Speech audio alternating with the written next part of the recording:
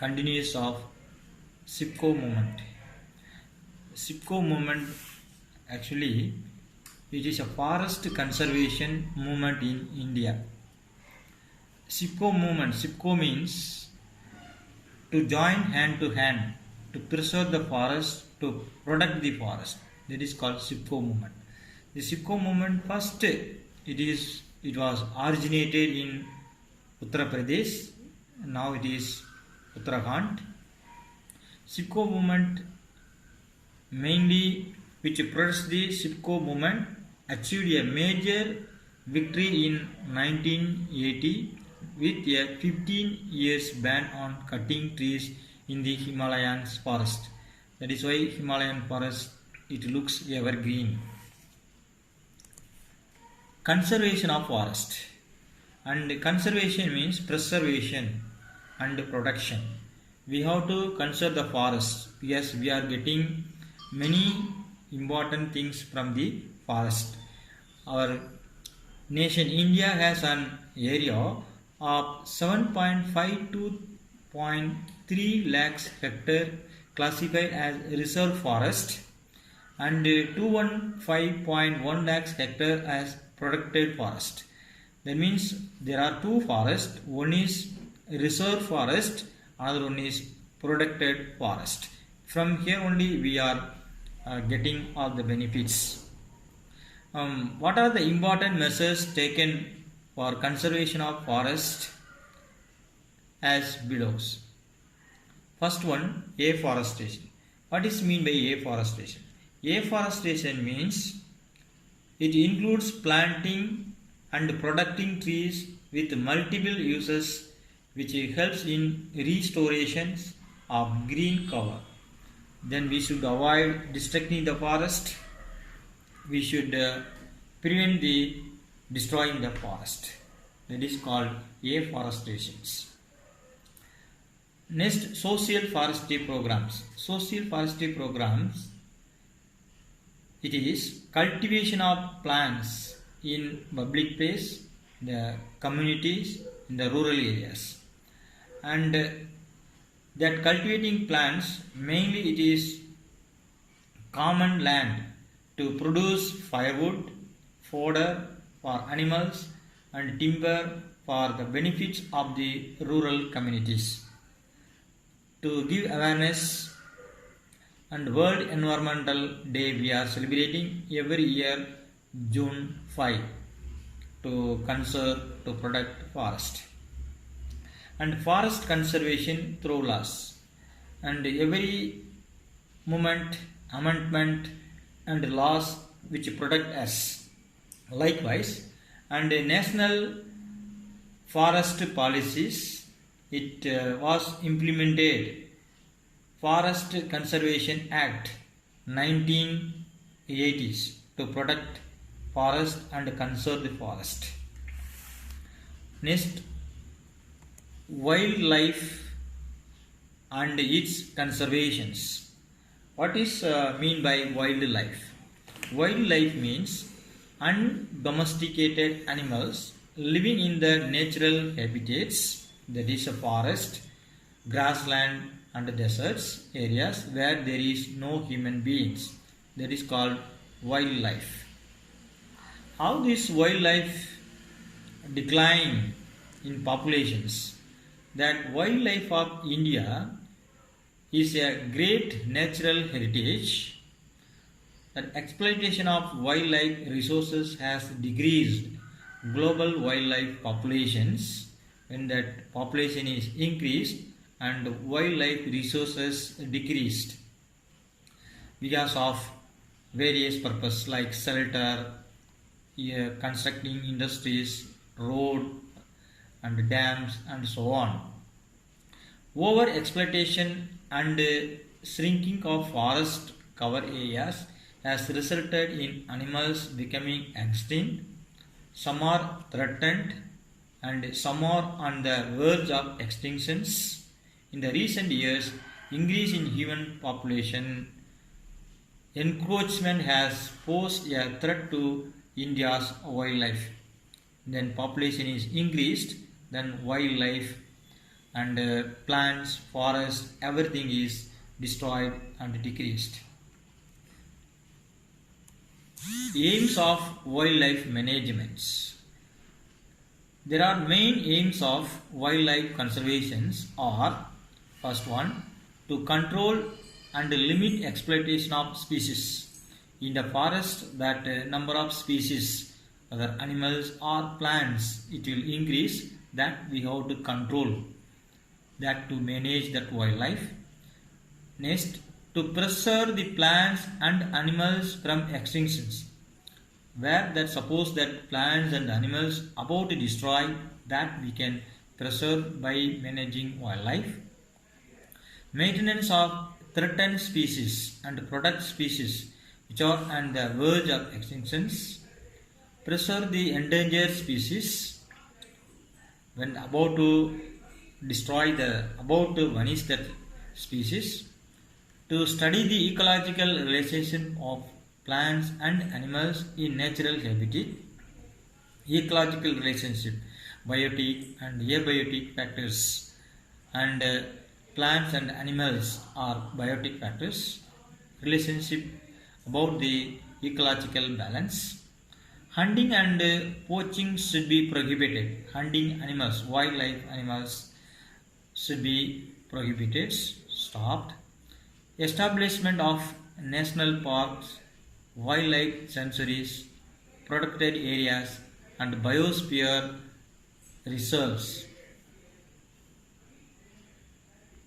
Good morning, students. Last class we studied about what is mean by environment, conservation and judicious use of resources, forest and its importance, deforestation and its effect, wildlife and its conservation, aims of wildlife management. Today we are going to see organizations involved in conservation of wildlife. These are the organizations which protect our environment forest. First one, Indian Board for Wildlife, IBWF. World Wildlife Fund, WWF for nature. World Conservation Union, WCN. International Union for Conservation of Nature and Natural Resources, IUCN. Convention of International Trade in Endangered Species, CITES. Bombay Natural History Society, BNHS. Wildlife Preservation Society of India, Dehradun. Jim Corbett National Park was the first to be established in 1936 in Uttarakhand, India. There are 15 biosphere reserves in India. In India, there are 15 biospheres which protect that national parks. The Nilgiris is a biosphere reserve in Tamil Nadu. Ratika Ramasamy, a native of Venkatachalapuram village, Theni district in Tamil Nadu, she is the first Indian woman to strike an international reputation as wildlife photographer. First father of ornithology is Salim Ali, and her passion is towards birds photography. A photo book on wildlife titled The Best of Wildlife Moments was published in November 2014. Wildlife conservation initiatives in India. Project Tiger and Project Elephant has been launched in 1973 and 1992 respectively. Crocodile Conservation Project was launched in 1976. Sea Turtles Conservation Project was launched in 1999. Indian Rhino Vision 2020 is to conserve at least 3,000 greater one-horn rhinos in Assam, India by 2020. Next topic is soil erosion. Soil erosion means removal of top soil or removal of upper layer of the soil or removal of surface of the soil. That is called soil erosion. The top layers of soil which contains humus, that is natural humus, mineral salt which are vital for the plant growth. Removal of upper layer of soil by wind and water is called soil erosion. Soil erosion causes significant loss of humus nutrients and decrease the soil fertility. Means that humus, manure, everything it will reduce when the soil erosion is taking place. What are the factors, agents of soil erosion? The agents of soil erosions are high velocity of wind, air currents and blowing waters and landslide, human activities and overgrazing by cattle. These are the agents and factors which erode the soils. The soil erosion take place. Then management of soil erosion. How to manage the soil erosion? How to retain the soil erosion? By planting vegetations which cover the soil erosion. That soil is not exposed when we are doing vegetations. Then cattle grazing should be controlled. We are not allowed to allow the cattle to grass this. Crop rotation. Alternately, we have to plant useful crop in the field. That also which prevent the soil erosion and the same times which improve the soil fertilities. That is organic matter in the soil. Then runoff water should be stored in the catchment like partitions during that rainy season when that soil is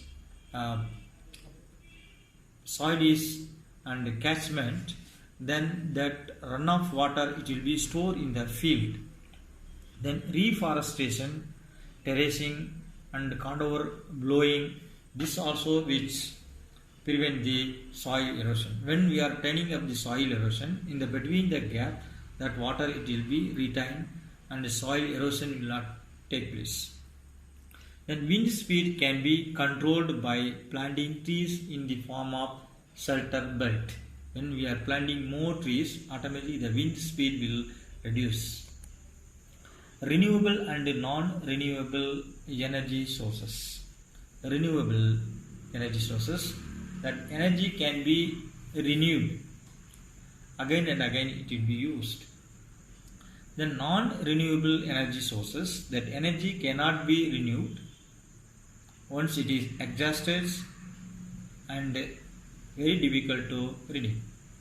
Then that energy which is important input for development. The expansion of possible energy resources has been directly related with the pace of agricultural, industrial development in every part of the world. Whether renewable energy sources or non-renewable energy sources, both it is very useful for agriculture, industrial development, then only that country or that nation will develop. Energy sources can be classified as non-renewable and renewable resources. First we can see non-renewable energy resources. Non-renewable energy resources means that energy which is obtained from non-renewable sources like coal and petroleum, natural gas. This energy cannot be renewed by themselves. These are available in limited amount in nature. That energy which includes like coal, petroleum, natural gas and nuclear power. These energies are not possible to renew by themselves. Then renewable or inexhaustible energy sources. These energy sources are available in unlimited amount in nature. Naturally, it is present in vast energies and they can be renewed over a short period of time by themselves. Inexpensive and can be harvested continuously. It includes biofuels, biomass energy, geothermal energy, water energy like hydropower, hydroelectric energy, and tidal energy, solar energy, wave energy, and wind energy.